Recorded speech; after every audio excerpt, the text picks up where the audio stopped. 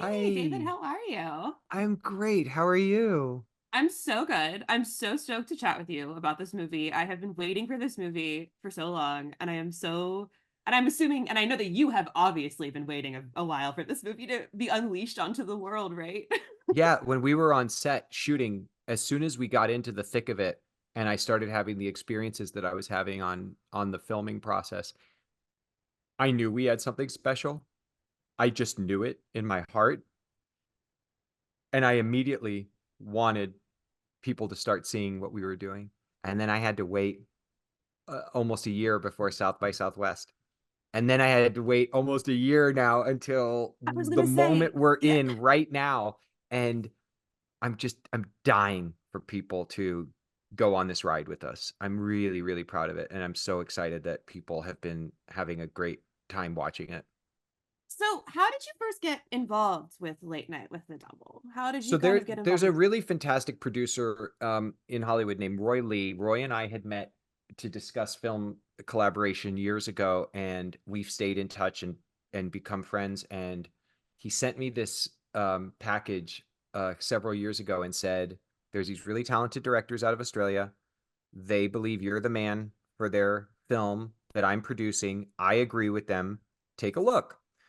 And as soon as I read the log line and the premise, it was like late night talk show host, 1970s. I thought, well, what's the role for me? Because nobody thinks of me as like a late night talk show. There's no way Dave Dastmalchian is the guy that they were going to go to. But apparently, Colin and Cameron, who are the writer director brothers of the film and incredible guys, had read an article that I wrote for Fangoria magazine, and something about what I had written in there about late night horror hosts and television and horror and my passion for that space. It made them believe that I was the guy to make this film. And then apparently they had been fans of some of the work that I had done as an actor. I opened the PDF for the lookbook, and it looked like a TV guide of the 1970s, but they had like photoshopped my face into these articles and stuff about this world that they were building. And I was already hooked. And then I start reading this script, and it's not just this period piece. It's not just an exploration of the entertainment industry and late night talk shows. It's not just a horrifying, terrifying movie about what may or may not be true human interactions with the supernatural. It's, to me, this incredible journey for a man who has all of this unprocessed trauma and grief, living on the verge of a nervous breakdown, who has so much in common with me in terms of this putting forth a public persona that you think people will like. As an actor, I feel like I do that all the time.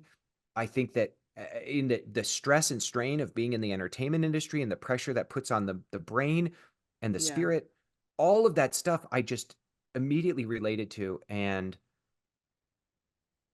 I said, let's do this. And they graciously invited me to come down to Australia, where we made the movie in a very short schedule on a very modest budget.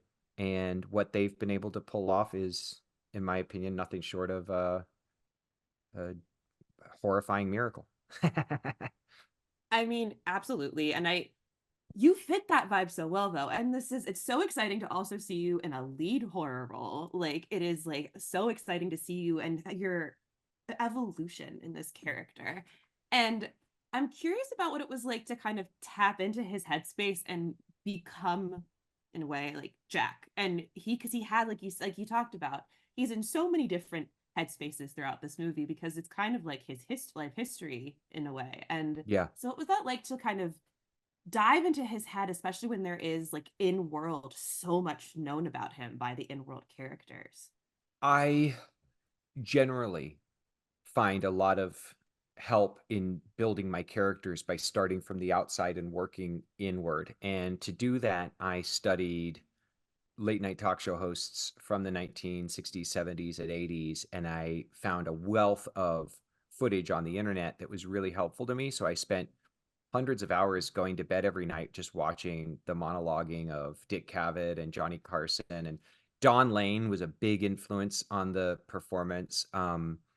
And in doing that, I started to find a cadence, a rhythm, a man, a collection of mannerisms that felt like something that I could do with authenticity because it felt like something I might do as David, and yet it became Jack. And so there was this exterior facade, if you will, that was the the entertainer, that was the guy who wants to be liked, that was the guy who needs approval, that was the guy who needs success.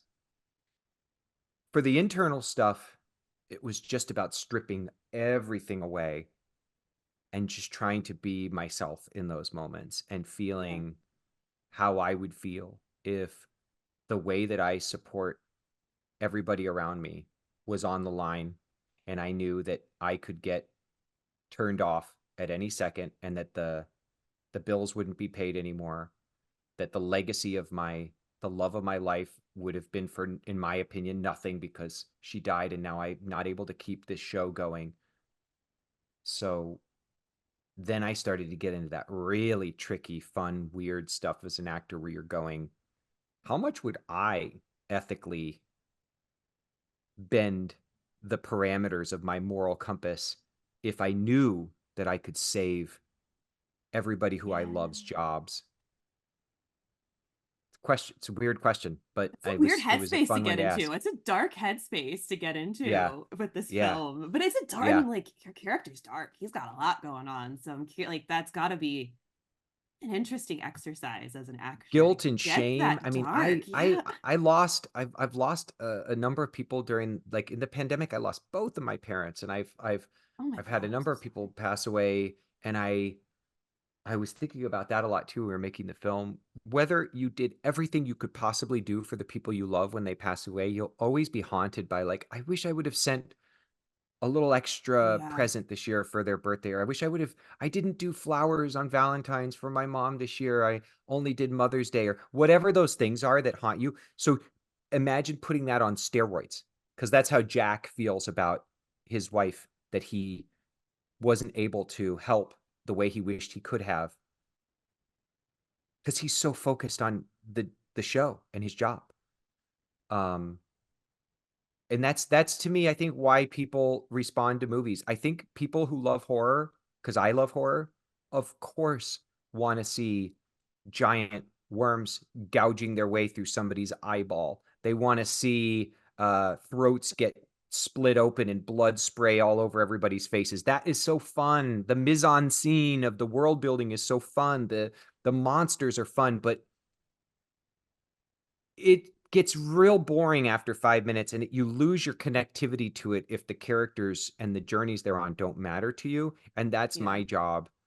And luckily the script, laid it all out for me. But I really wanted to try and introduce audiences to a character that hopefully they could be, like, intrigued by and find some empathy for, while at the same time being like, dude, do not do that. I love that balance. It's such a fun balance to hit of like, I both love you and think you are doing the dumbest thing of all time. Like, damn it. But I mean, I always ask myself, like, but what would you really do in that scenario? And I'm like, I don't want to think about it. Like, I don't know what I would do. If it's an easy question, then if it's an easy answer, it's probably a boring movie. Yeah, Do you know what I exactly. mean? If it's an Yes, easy answer and you're like, exactly. I would never go into that situation, I would never do that thing, it starts to feel a little boring. But if you're like, ooh, that's a little nebulous, that's a little gray area, then, you know, Yeah. Well, have you seen Ghost Watch? love so Ghost Watch, huge inspiration for me for this movie. I Um, was wondering. it was Ghost Watch, Network. Oh. Um, I thought a lot about the films of John Cassavetes and the kind of Oh, tone and yeah. Okay. feeling of people under immense pressure who are trying their best, but also flawed, as are we all. And I thought a lot about Blair Witch, trying to bring a sense of naturalism and a feeling of, especially to those behind the scenes moments. I really wanted to do my best so that hopefully when audiences watch the film, it feels less like acting and it feels more like just somebody being there. Yeah. Um, which of course, obviously you always want to do as an actor, but especially in this film where the parts of the live broadcast are so performative that the peaks you get behind the curtain, I wanted to just feel like stripped of any performance. I just wanted it to feel Yeah. like you're getting to see Dave Dastmalchian in this guy's skin, um, doing his best to keep the ship afloat. Yeah. Well, and I love that because I know this isn't technically a found footage movie, but I see it as like kind of like it's a pseudo documentary kind of found footage. I like how the Carnes brothers use a lot of found footage kind of So good. ideas and techniques in this movie. It is so incredible. It is so incredible. But I know you also produced this film. Did you meet Joel Anderson, who executive produced Very this? much. Joel's wife was the was helping watch my kids. I mean, we were like a family down there. Joel was on set with us most days. Oh, I would say, by cool. the way, Lake Mungo is another inspiration for me for That's what this he film. hasn't done a lot since like Mungo. And when I saw he was an executive So producer, please I'm so put that in your excited. art. I forgot to Absolutely. add that. I would like to include that in my list of the things that really inspired me when I thought about the film. Joel was Absolutely. an incredible asset to have on set helping us. Joel, Steven Schneider, Derek Doshie, Roy Lee, they were all there either at monitor or literally on set helping us Wow. That's so just make cool. sure that we had all the support we could get to give it a sense of realism. And you know, Joel's a master of that. That's so cool. I I just think like, Joel was who discovered the script, actually. I believe Joel brought the script to Roy because he's friends with Colin and Cameron. He read the script and he goes, "Oh, this is fucking awesome. You got to get this movie made." that makes me so happy because Yeah, again, like he hasn't done a lot. So it's cool to hear how involved I he know. was in helping with that realism because again, like Lake Mungo is such an important movie to me personally. So that is, but again, like you, I feel that realism coming from you. You know what I mean? Like it feels like you're channeling that realism in a really interesting way because this film plays so much with artifice, and Thank so you. the way you're able to kind of balance that is always so impressive.